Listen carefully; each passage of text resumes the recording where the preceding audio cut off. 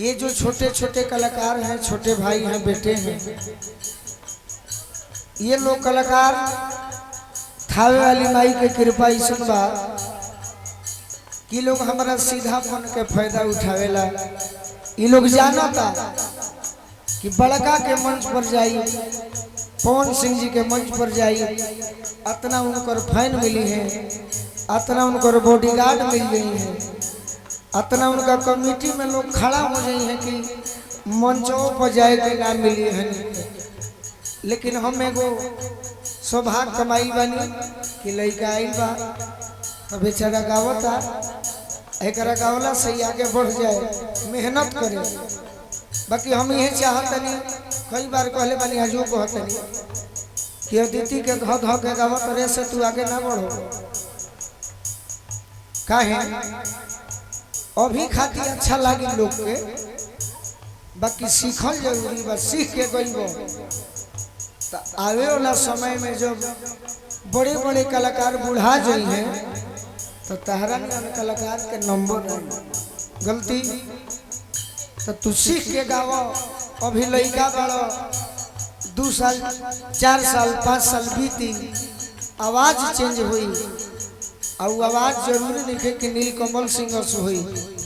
नीलकमल सिंह जी के हम बचपन में सुनले बानी कि आवाज जब पातर रहे ओकर बाद गारंटी ना। नथुनी सिंह व्यास जी जेकर लड़का के नाम रहे कमलेश सिंह जी, उनकर लड़का के आवाज चेंज भइला के हुनी के चिन्ह नथुनी सिंह जी के चिन्ह था। छोटे बाबा आज तो लड़का बड़ा बचपन उम्र कम बा, लड़का को ने केहू सुन लेता। हम विनती करब तहरा से कि स्टेज पावे के फेरा में कम रहो, अभियो सीखो। ये तो हम बानी जे तहरा के गवा देतनी न तो कमेटी और लोग बेचैन बा जे हम कुछ गाई।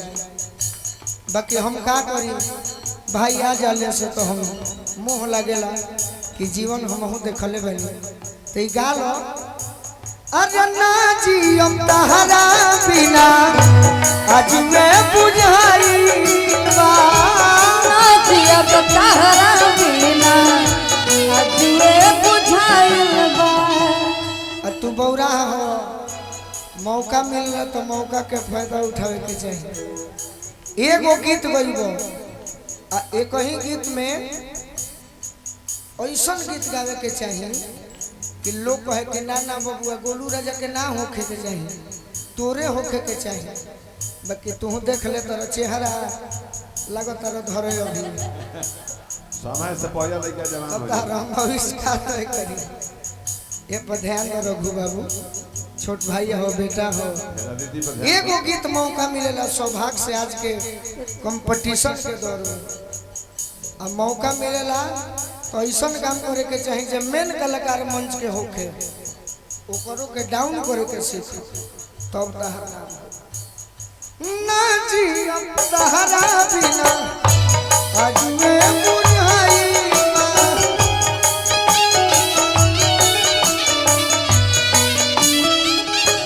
और गाना के लास्ट अंतरा का कहता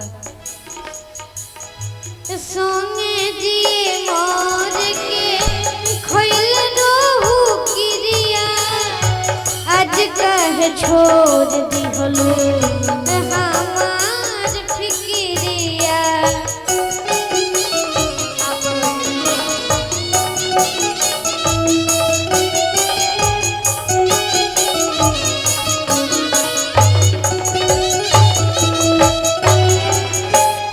हती चुकी जवान भाई, एकरा के हती चुकी जवाने में पहुंच जाई। एकरा जोरे तू धो धो के गावत रू ऐसा दीदियों के बड़ा अरे हमारा से डर नहीं खेल लगत का देती वो पीछा लड़का देखा था। अरे पागल बहुत सुंदर रघु। दिलवा की बात हमार दिल में दबाइल बा, दिलवा की बात हमार दिल में दबाइल, दिलवा की बात हमार दिल में दबाइल बा।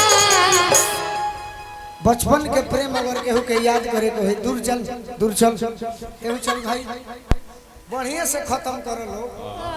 अब मान लो कि मैं ठमई बोल ले मैंने बढ़िया से को दूर से रघु लजाना नहीं है कि दिलवा की बात हमार